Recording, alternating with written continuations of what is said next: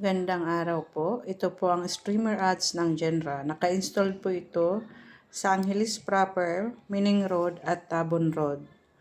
Visible po ito sa mga dumadaan dahil nasa highway po ito at maraming nag-stop over po para sa mga bilihan ng mga groceries at school. Effective po ito dahil maraming nakakapansin at nakakakita sa ating streamer ads. Open naman itong ads natin at wala na kaming for inventory at wala na rin kami ikakabit for next week. Lahat na po na-install namin. Bali, hindi lang po namin na video yung iba dahil kulang na po sa oras at gabi na po.